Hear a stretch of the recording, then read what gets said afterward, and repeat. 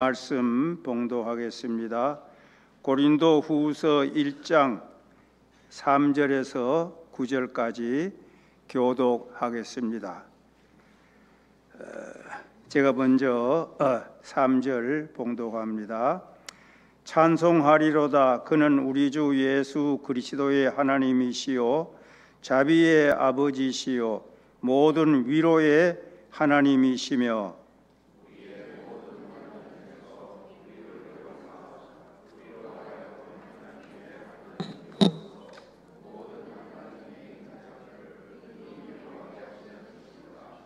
그리스도의 고난이 우리에게 넘친 것 같이 우리가 받는 위로도 그리스도로 말미암아 넘치는도다.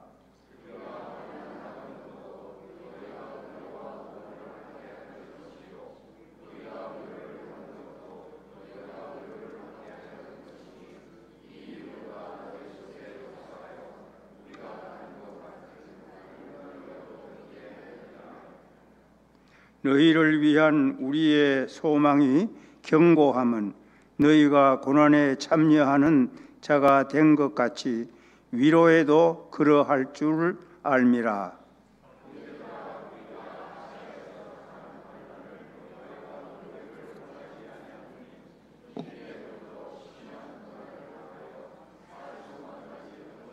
같이 봅니다.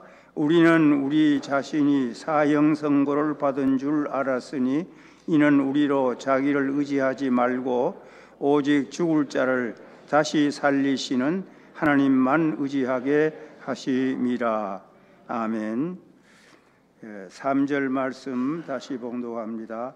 찬송하리로다. 그는 우리 주 예수 그리스도의 하나님이시요 자비의 아버지시요 모든 위로의 하나님이시며 오늘 이 말씀으로 위로하시는 하나님, 이러한 말씀으로 하나님 주시는 은혜 같이 받고자 합니다. 오늘 읽은 말씀 성경 구절로 보면은 7절입니다. 이 7절 안에 위로라는 말이 10번 반복해 나옵니다. 이렇게 반복되는 것은 강조를 의미합니다. 위로를 강조하고 있습니다. 이렇게 위로를 강조하는 데는 하나님의 깊은 교훈이 있습니다. 그것은 우리 인간의 삶에는 반드시 위로가 필요하다 하는 교훈입니다. 사람은 누구나 위로받기를 원합니다. 왜냐하면 모든 사람에게 다 위로가 필요하기 때문입니다. 약한 사람만 위로가 필요한 것이 아니고 강한 사람에게도 위로가 필요합니다. 가난한 사람에게만 아니라 부자에게도 위로가 필요합니다. 또는 권력 없는 서민에게만 아니라 권력 가진 자에게도 위로가 필요합니다. 병이 들어 괴로워하는 사람에게 위로가 필요하지만은 그러나 건강한 사람에게도 역시 위로가 필요합니다. 심지어 남을 위로해 주는 사람, 예를 들어서 상담자가 상담을 해서 남의 고민을 풀어주고 위로해 주는 일을 합니다. 이렇게 남을 위로해 주는 그 사람에게도 역시 위로가 필요한 것입니다. 저는 목회를 이제 평생 해왔는데 목회하면서 여러 가지 깨닫고 느낀 점이 많이 있는 중 한 가지는 모든 성도들을 대해 보니까 다 위로가 필요한 사람이다 하는 것을 많이 깨달았습니다. 우리가 외적으로는 그저 반갑고 웃고 이렇게 할 때가 많이 있지만은 그 속 깊은 속에 들어가 보면은 다 아픔이 있고 남모르는 괴로움이 있습니다. 그래서 땅 위의 모든 사람에게는 위로가 필요하고 더욱이 우리 믿는 사람들에게 더 많은 위로가 필요한 것입니다. 왜 그렇습니까? 이 세상 자체가, 우리가 살고 있는 이 세상 자체가 고난과 고통과 괴로움과 죄악이 가득한 세상이기 때문입니다. 이렇게 괴로움 많은 세상 속에서 우리가 살고 있으니 우리가 다 그런 괴로움을 겪게 됩니다. 예수님께서 일찍 말씀하셨습니다. 요한복음 16장 33절에 세상에서는 너희가 환난을 당하나, 세상에서는 너희가 환난을 당하나. 이 말씀은 이 세상은 환난, 즉 고난이 있는 세상이라는 것을 예수님께서 직접 말씀하셨습니다. 너희가 이 세상에서는 환난을 당하나 담대하라, 내가 세상을 이기었다. 이렇게 제자들에게 죽음을 앞두시고 주님이 말씀하신 것을 보아도 세상은 고난의 세상입니다. 또 일찍이 예수님께서 수고하고 무거운 짐진 자들아 다 내게로 오라, 이렇게 말씀하셨는데 그 말씀은 이 세상 모든 사람들은 수고와 무거운 짐을 지고 살아가기 때문에 그 수고와 무거운 짐을 진 사람들에게 위로가 필요하므로 다 내게로 오라, 내가 너희를 쉬게 하리라, 이렇게 주님이 말씀하셨습니다. 정말 이 땅에 사는 사람들, 스트레스 받지 않고 사는 사람은 한 사람도 없을 것입니다. 이렇게 세상의 삶은 고난과 괴로움과 죄와 무거운 짐을 지고 살아가는 세상입니다. 그러므로 여기에 필요한 것이 무엇이겠습니까? 바로 위로입니다. 바로 위로가 그래서 필요한 것입니다.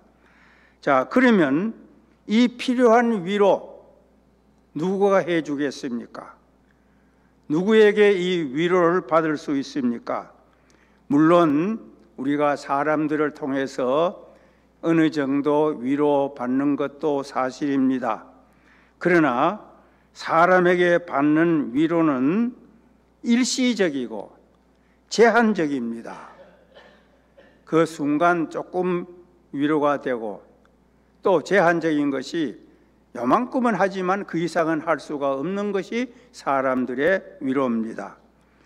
혹은 어떤 경우 이 세상 것들을 통해서 위로받으려고도 합니다. 세상 것들은 어떤 것들입니까? 돈을 통해서, 어떤 쾌락을 통해서, 어떤 일에 몰두해 빠짐으로 위로받으려고 합니다. 어떤 사람은 도박을 통해 가지고 그때 근심 걱정을 잊어버린다. 도박에 빠진 사람 보니 그 정말 막을 수가 없이 거기에 빠져 들어가는 거예요. 어떤 사람은 술에 빠져 들어가고, 이렇게 갖가지 세상 것들을 통해서 위로받으려고 하지만은 이 세상 것들은 위로가 되는 것이 아니라 그 사람을 망하게 하는 것입니다. 자, 이렇게 세상 사람이나 세상 것들로는 우리에게 필요한 위로를 제대로 받을 수가 없습니다. 그러면은 진정한 참된 위로 어디서 누구에게 받을 수가 있습니까?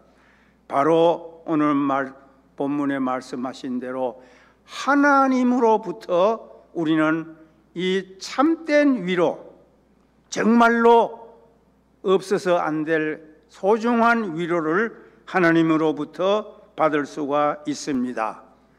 오늘 분명히 여기 3절 말씀에 모든 위로의 하나님이시라고 말씀하셨습니다. 우리가 하나님 그러면은 먼저 떠오르는 것이 하나님은 전능하신 하나님이다. 하나님은 모든 것을 아시는 전지하신 하나님이다. 하나님은 거룩하신 하나님이다. 사랑의 하나님이다. 이런 것을 우리가 먼저 떠올립니다. 맞습니다. 그러나 거기에서만 머무르면 안 됩니다. 우리는 하나님은 모든 위로를 주시는 위로의 하나님이심을 잊어서 안 될 것입니다. 우리가 전능하신 하나님, 또 거룩하신 하나님 반드시 기억해야 되지만은 상대적으로 위로의 하나님은 기억 안 할 때가 종종 있습니다. 반드시 우리는 위로의 하나님도 아울러 하나님을 위로하시는 하나님이심을 기억해야 합니다. 참으로 우리가 성경에 보면은 오늘 본문에도 위로가 10번 나왔지만은 성경 말씀을 보면은 창세기서부터 요한계시록까지 흘러나오는 그 흐름이 가장 큰 흐름을 우리는 구속의 역사, 구속사라고 말합니다.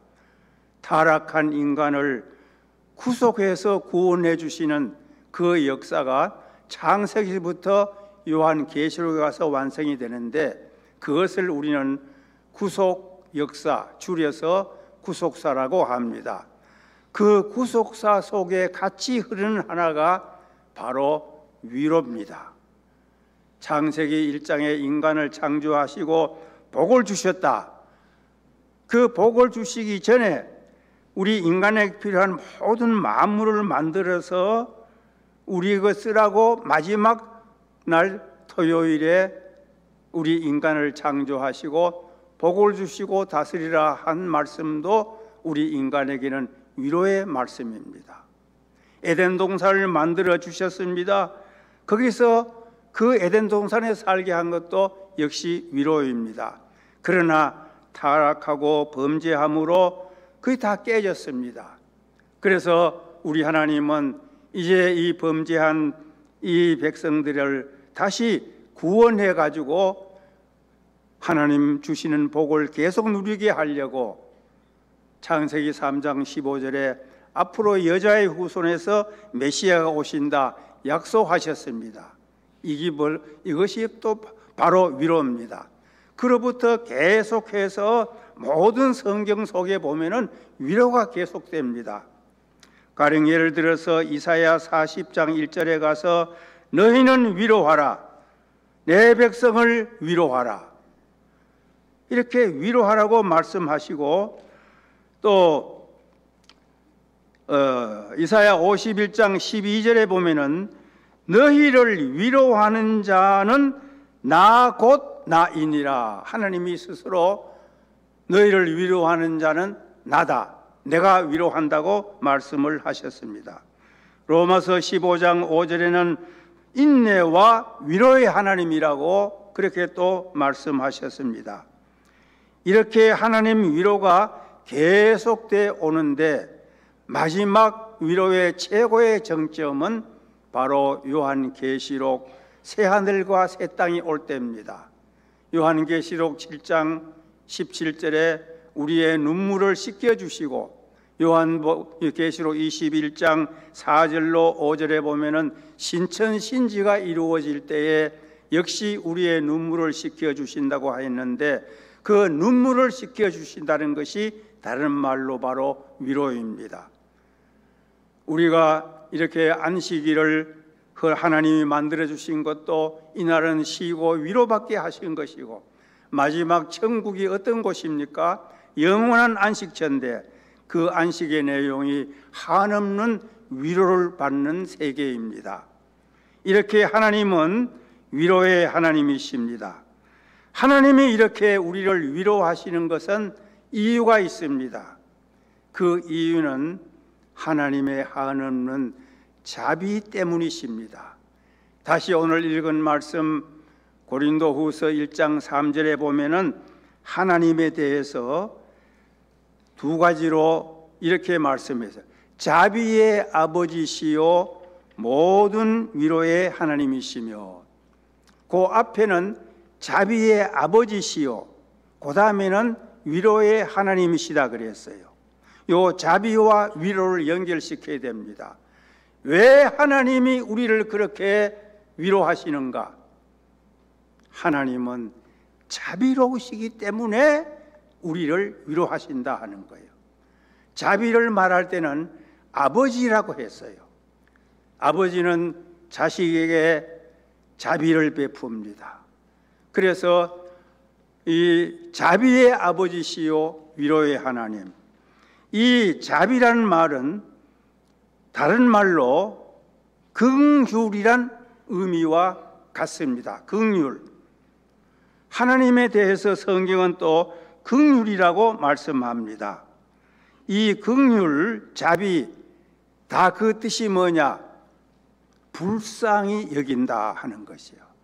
가엾게 여기고 불쌍히 여기신다.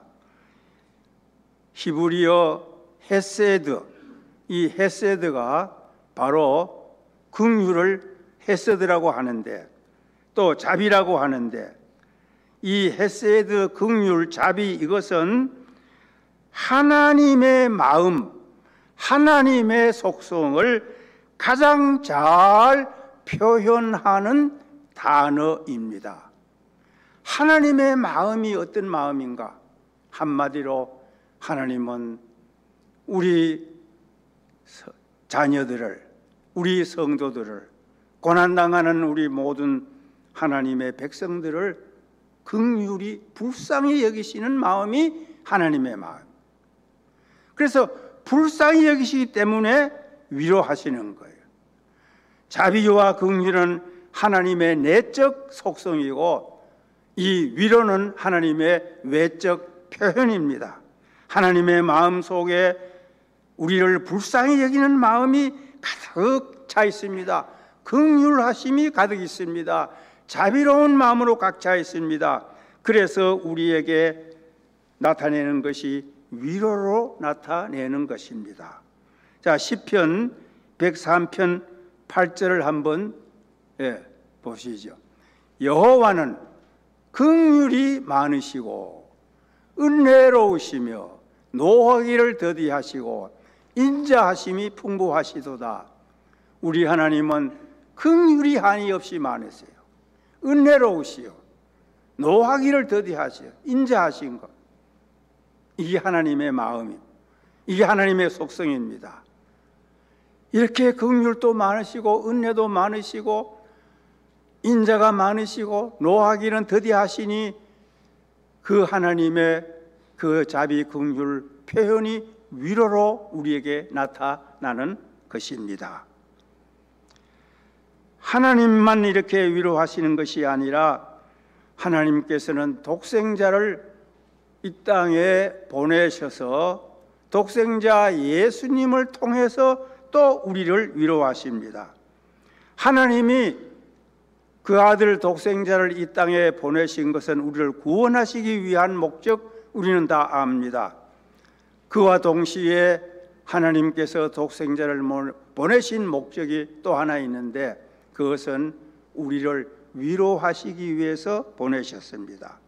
그래서 구약에서 앞으로 메시아가 오신다 이렇게 많은 예언을 했잖아요.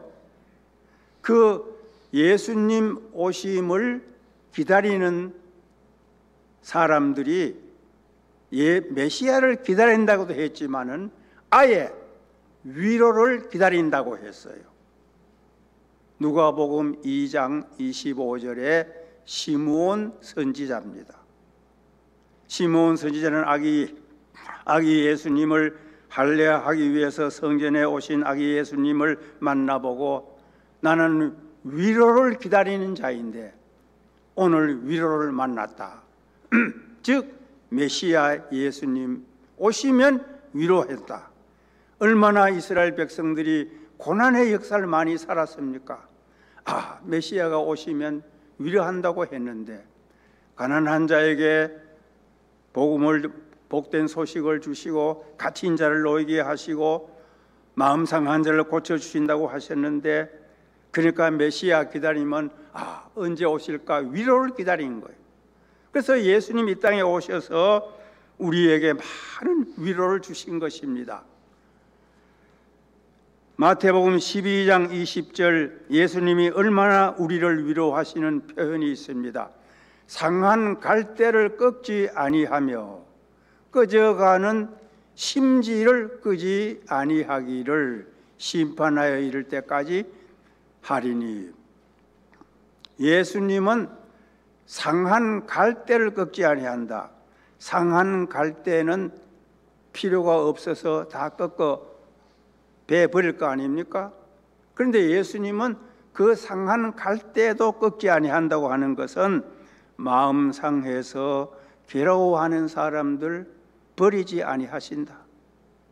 꺼져가는 심지, 옛날에 호롱불에 기름이 따라가지고 꺼져가면 훅 불어서 꺼버립니다. 심지만 태우니까. 그것도 끄지 아니한다 이거예요.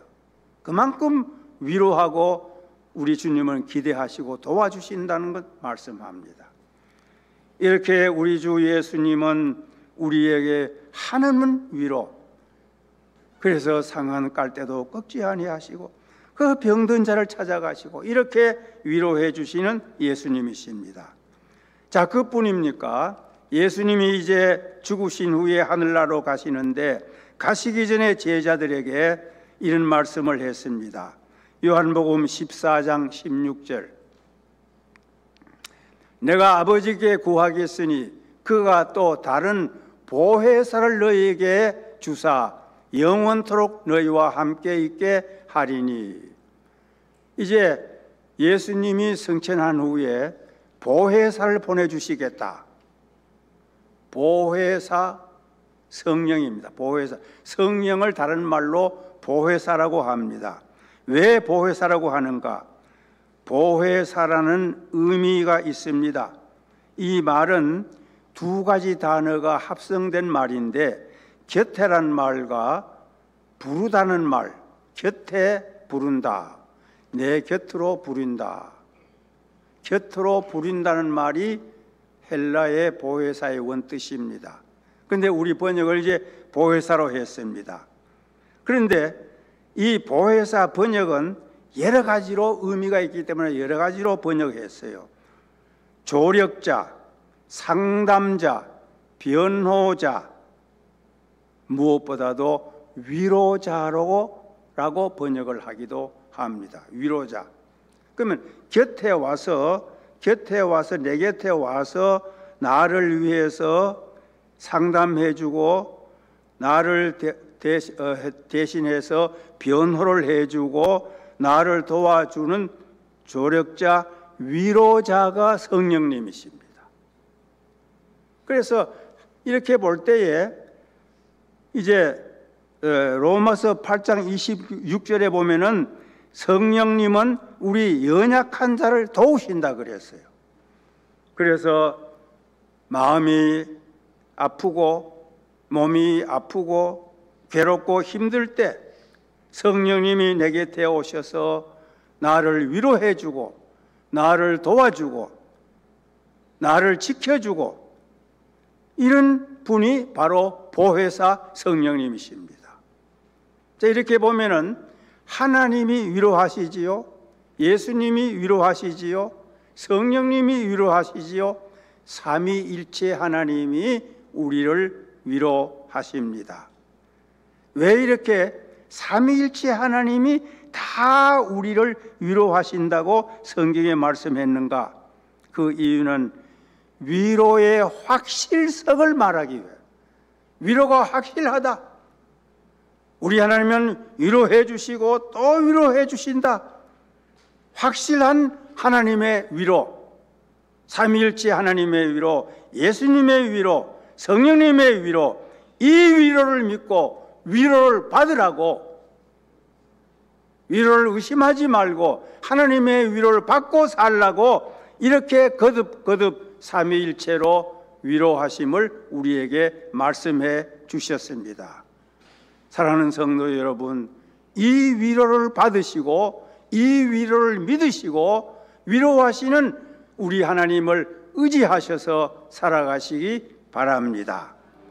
자, 그러면 하나님께서 어떤 방법으로, 이 삼위일체 하나님이 어떤 방법으로 우리를 위로하시는가 하는 것입니다. 먼저 찾아오심으로 위로하십니다. 하나님이 우리를 위로하시고 예수님이 우리를 위로하시고 성령님이 우리를 위로하실 때에 찾아오심으로 위로합니다.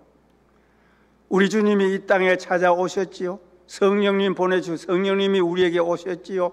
찾아오셔서 위로해 주십니다.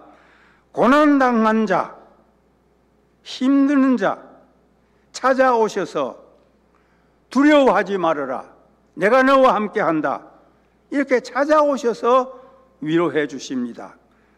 예를 들어서 사도 바울이 고린도에 가서 복음을 전할 때에 아주 다른 지방보다도 고린도 지방에 복음 전하는 것이 제일 우리 성경에 기록된 바로는 힘들었어요. 바울이 그 도시는 철학의 도시고 항구 도시로 타락한, 도덕적으로 타락한 도시고 이교도들이 많이 살고 여러 가지 신을 많이 섬기는 곳이기 때문에 거기서 복음 전하는 것이 여간 힘들지 않았습니다.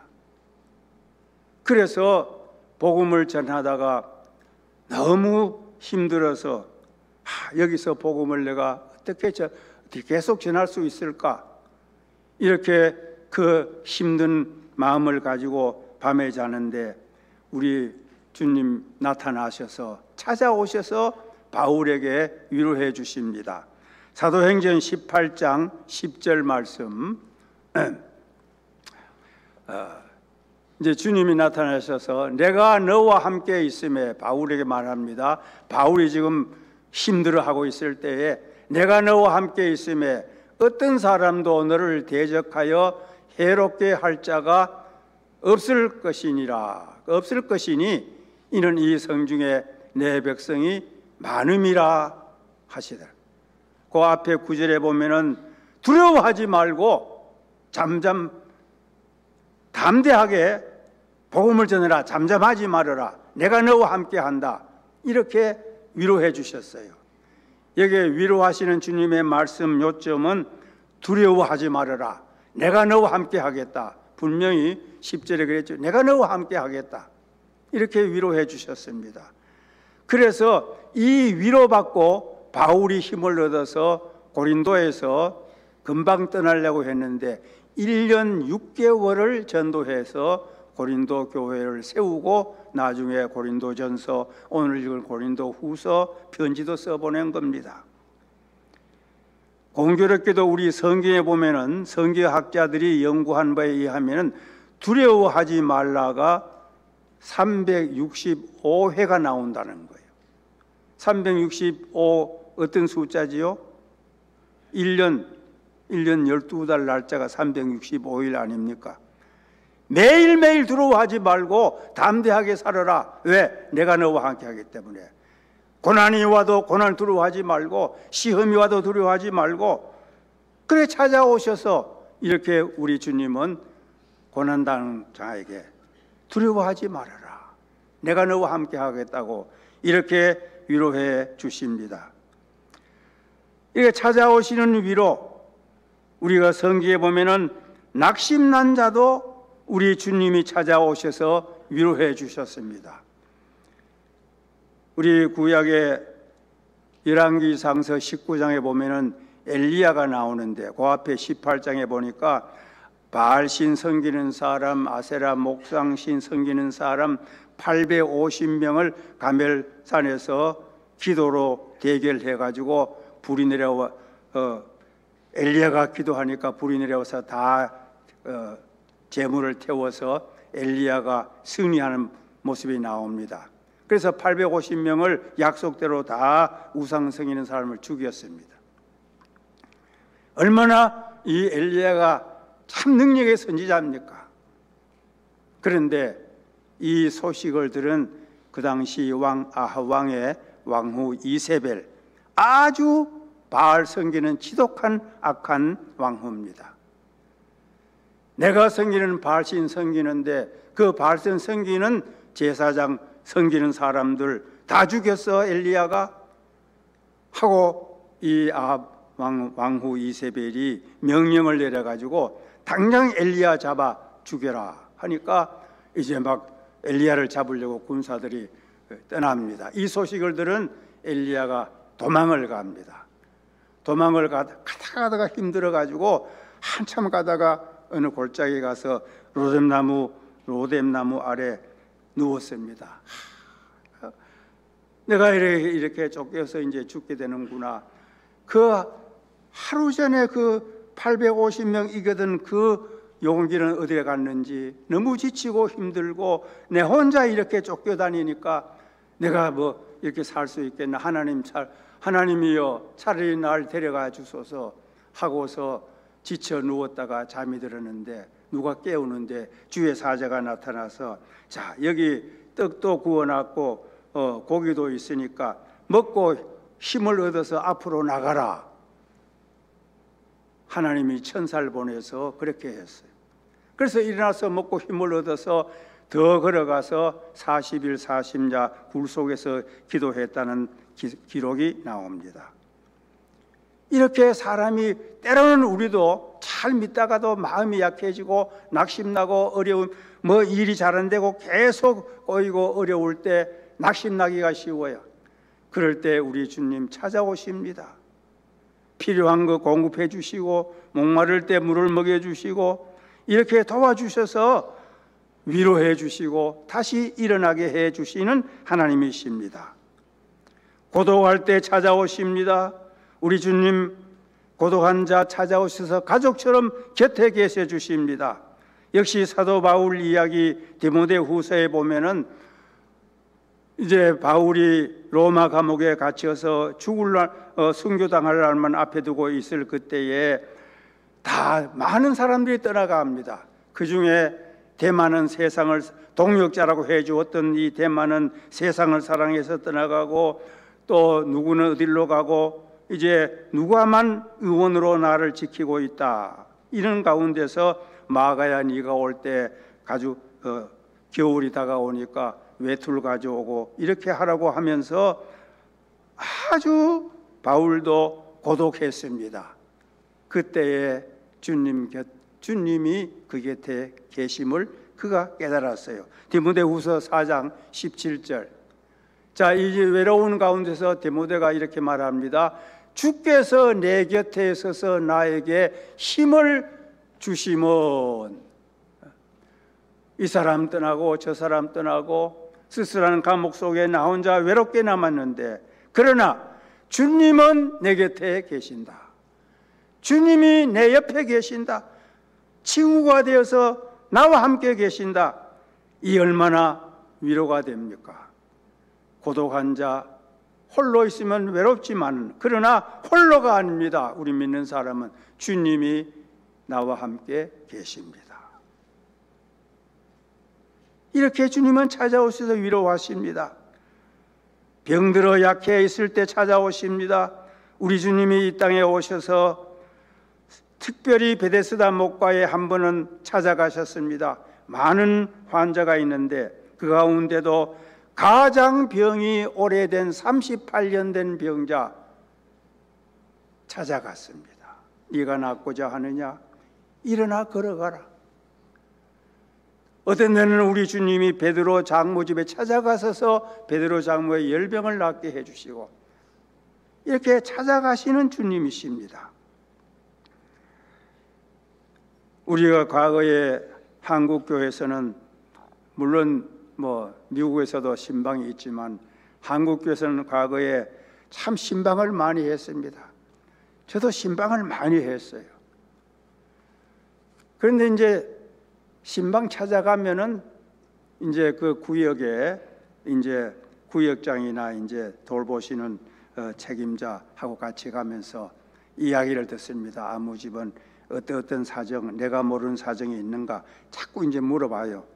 그러면 그 사정을 알고 거기에 이제 합당한 성경 구절, 미리 준비한 성경이 있지만은 그래도 또 들어보고 바꿔야 되겠다 할 때 합당한 성경 구절과 합당한 찬송을 부르고 기도를 해주면은 얼마나 그 가정이 위로받는지 모릅니다.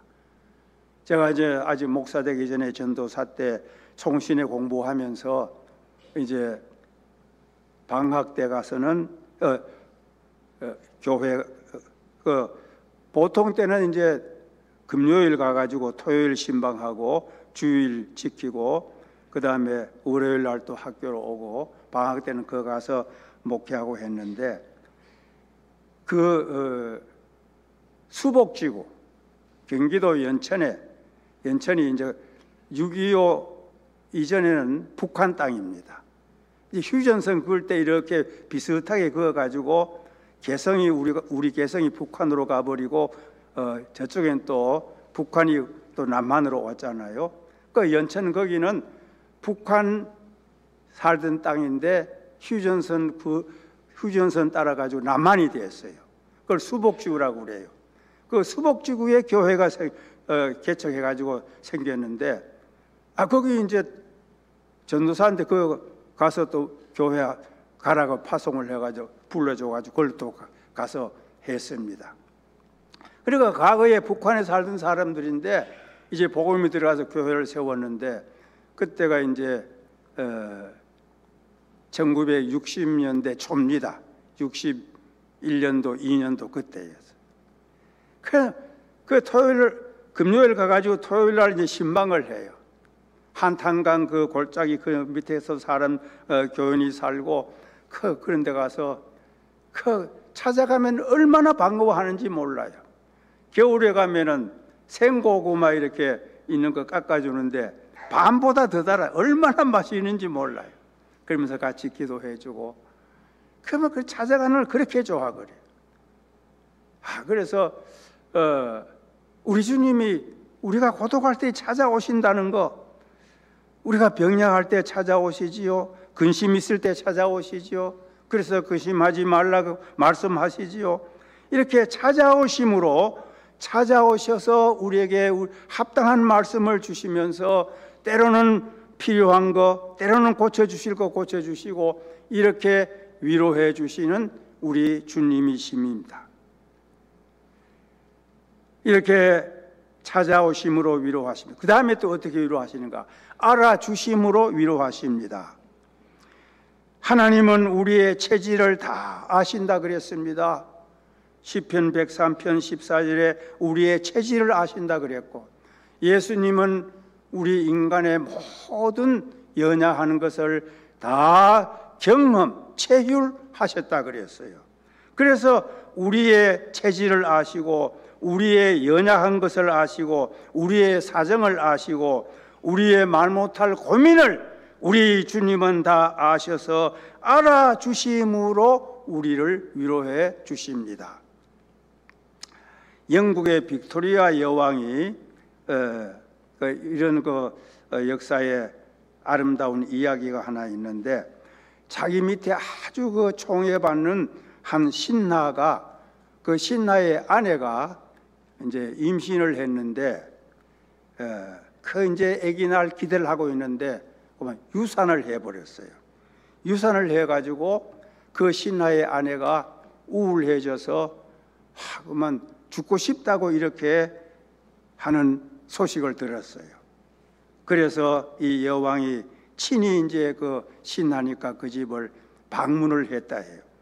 방문을 해서 그 누워있는 신하 아내의 손을 꼭 잡고 아주 한마디를 했답니다. 당신의 마음이 어떤지 내가 알아요 그랬대요. 단말 안 해요. 당신의 마음이 어떤지 내가 알아요. 내가 알아요. 그런데 그 말을 듣는 순간에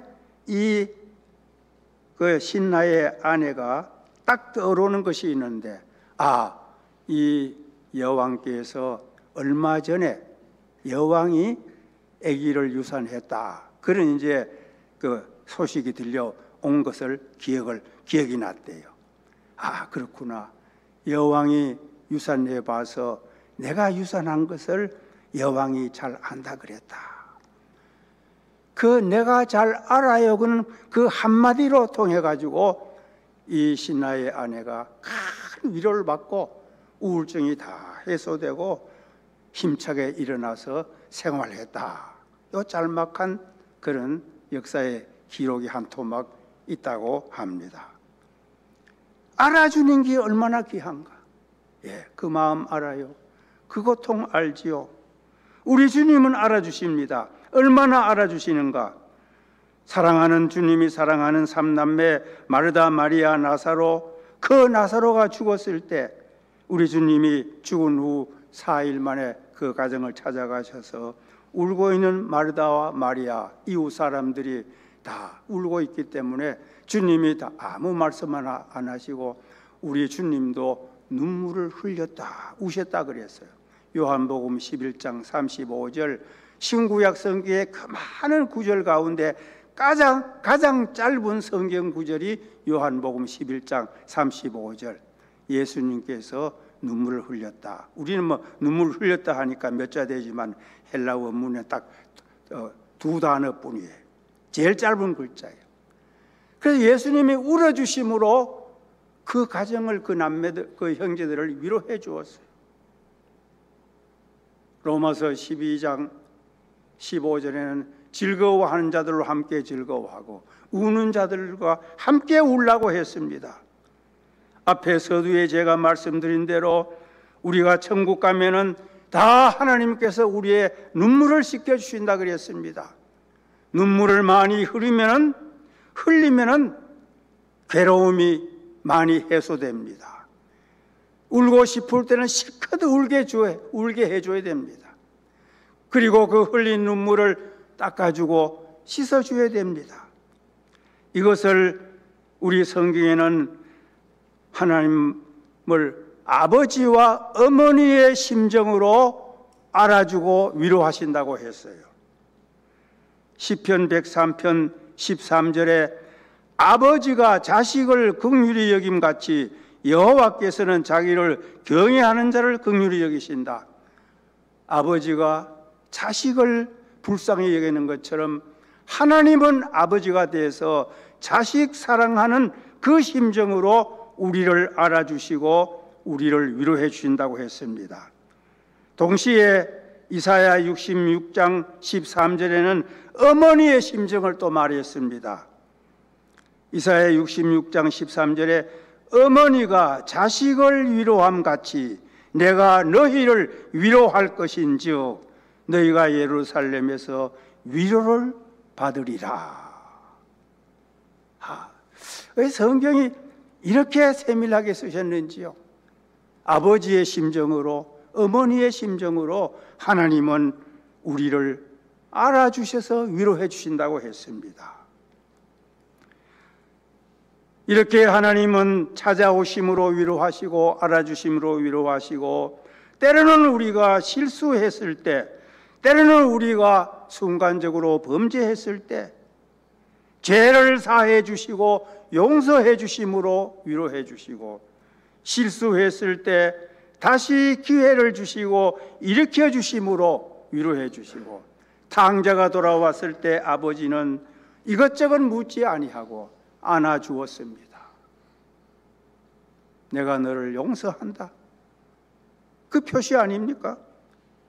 상한 심령, 마음 아픈 거 사람은 몰라줘도 하나님은 다 알아주십니다. 말 못할 번민과 괴로움이 여러분 있으십니까? 여러분에게 힘든 일이 있습니까? 이렇게 찾아오시고 알아주시고 우리에게 또 기회를 주시고 일으켜 주시는 우리 하나님의 위로를 받으시고 힘을 얻어서 일어나시기 바랍니다. 위로받는 자의 할 일이 뭡니까? 위로받았으니 일어나 힘을 얻고 힘차게 승리하면서 살아가야 할 일, 우리의 몫입니다. 동시에 오늘 4절에 보면은 위로받은 자는 또 다른 사람을 위로하라고 했습니다.